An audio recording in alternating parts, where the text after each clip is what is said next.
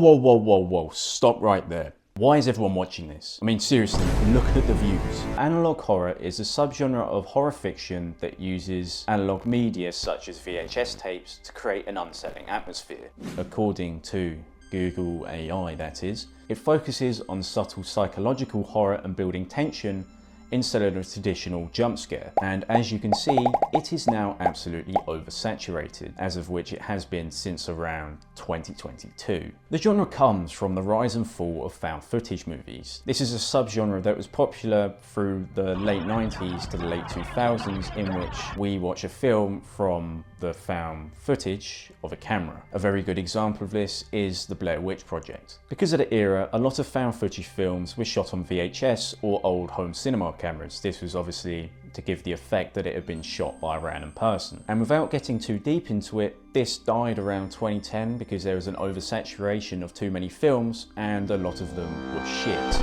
But it did leave the mark we needed for analog horror, and that was the connotation that VHS and found footage could be scary. The most common first considered true example of analog horror is Chris Straub's Local 58, which was made around 2015. This basically set the baseline for all analog horror, and it has all of the characteristics in which I mentioned earlier. Going through to the late 2010s, analog horror grew as a small niche in creepypasta groups, web forums, and small YouTube channels. Around 2019, someone uploaded this picture to 4chan, but that doesn't really matter yet. Around 2021, Alex Kister dropped the Mandela Catalogue. This is a web series of PSAs and other found footage of things happening to people in the fictional Mandela County. It basically takes the form of Local 58 and makes it better. I'd say so. And I guess the other 15.8 or so million people that viewed some of these videos would probably agree as well. And after this absolutely exploded, analog horror was no longer a small niche. Going back to that picture someone uploaded to 4chan, someone made a creepypasta of it called The Backrooms. Around 2022, that absolutely blew up as well and is now probably the most well-known form of analog horror there is. So what makes it work? Well, it's mostly the liminal spaces in Uncanny Valley. Uncanny Valley is the psychological phenomenon in which something looks almost perfectly human-like, but just about not, to the point where it creates a feeling of unease and fear. Now, in analog horror, this is obviously provoked by the different monsters that reside in these different worlds. They usually have humanoid features or almost look humanoid but quite distorted. As the analog horror wiki puts it, the monsters are ancient creatures or new threats. They have one thing in common: they're not human. In analog horror, they may often appear as a main threat to humanity or a given group of people. There may be more of them or just a single unit. Sometimes they're very similar to us, but usually, like monsters, they will scare you with their behaviour and, more importantly, their appearance. They have different goals, however, people usually not benefit from them. So what about liminal spaces? Well, as I'm sure you've heard another 5 million YouTubers say, liminal spaces are in between places and neither here nor there.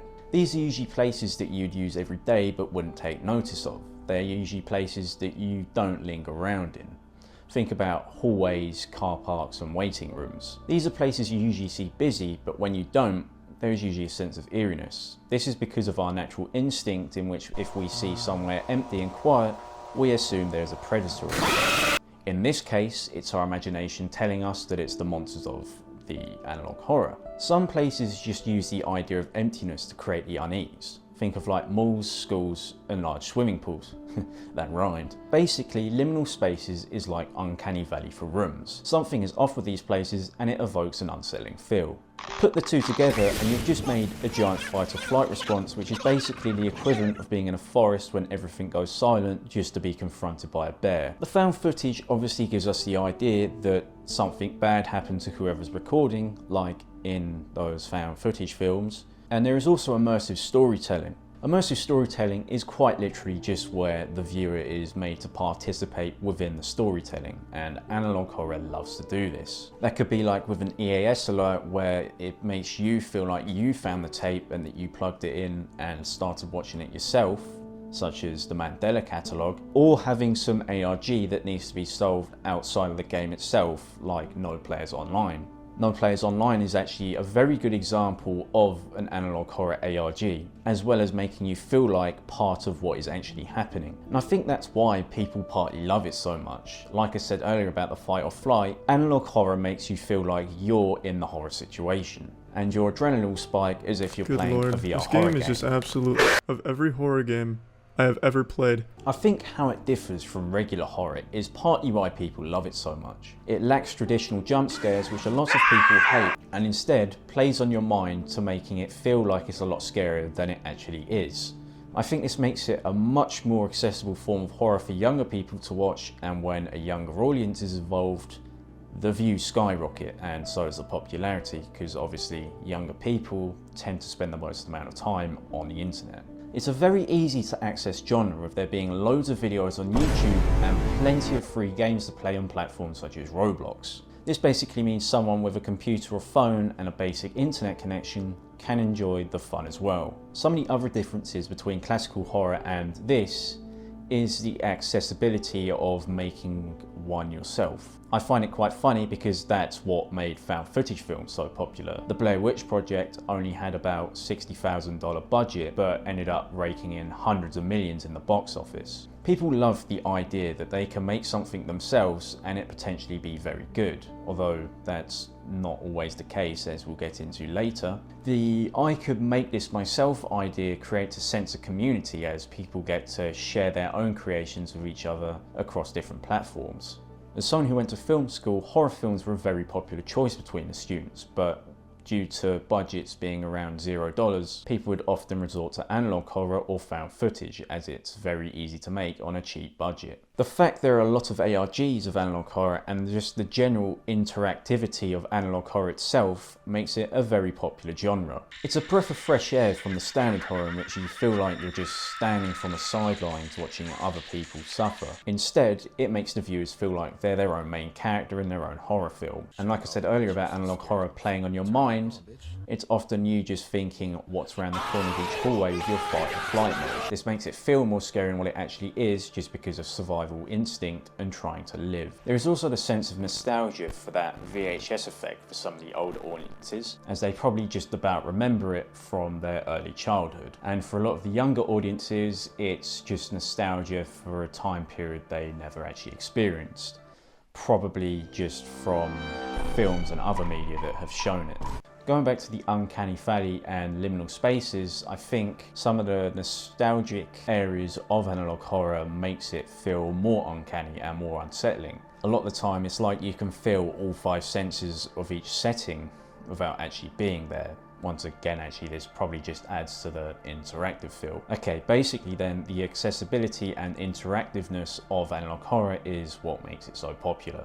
Earlier I mentioned, and without getting too deep into it, this died around 2010 because there was an oversaturation of too many films and a lot of them were shit. And I also mentioned, people love the idea that they can make something themselves and it potentially be very good, although that's not always the case, as we'll get into later. Well, let's explain all of that. So how is this linked to the fall? Well, when a topic becomes popular, people hop on the trend and keep adding to it in the hopes to get views or even money. This ends up oversaturating the market, with there being loads and loads of content to watch. Doesn't seem that bad, right? But it's when the quality drops and when there is too much competition, so it all just falls down. I'll start from the viewer's perspective. You're not going to want to watch the absolute sloppy 7-year-olds made about JD Vance staying down your hallway eating ice cream, and when you look at him too long the balls explode. Well, you might, but the point is that when a trend gets big enough, people just be out there making anything, and that's when it will become cringe. It's in the same way that a TikTok trend is ruined when the unfunny people get their hands on it. Basically, when it becomes cringe, the views will drop as it's not cool to watch anymore, and it also becomes quite boring as there's so much videos on it. And then you have the creator's perspective. What's the point of pouring all my time and effort into a video just for it to get 5 or 6 views and never actually see the light of day? So the people making the content will eventually just shift on because there's already too many videos for it to even be worth uploading, meaning the amount of videos getting made slowly drops. So basically, both sides stop participating in the trend and it slowly begins to die. and that is what's happening to analog horror as we speak. Anyone who talks about analog horror always mentions how overly saturated it is and how bad some of the content is. There are still plenty of people watching it, but I predict within the next year or so that will drop off even more, and by 2 years analog horror will be completely dead. I mean, it's basically done the same 10 years of popularity that found footage films did, so now I guess it's time for it to slowly die and for everyone to find the next trend. What I can say is the next trend will probably use similar elements to analog horror. The same things that have made analog horror and found footage films more accessible for lower budgets, as that's what makes these trends so popular. People also love the psychological idea and the little bit of jump, so the next trend will likely involve them characteristics as well. My best guess is that it will be some sort of found footage horror that doesn't have jump scares, and looking at how modern times are going, probably involve AI. I would expect something like this within the next few years to pop up. So if you like making that type of content, keep your eyes peeled, because you might be able to hop on the trend early and get a load of views. Or even better, you could become the breakout content like Alex Kistner or Chris Straw. Anyway, leaving it at that, what do you think the next big horror subgenre will be? Please comment it down below, and if you want to see more film analysis and commentary, then please like and subscribe. Thanks for watching.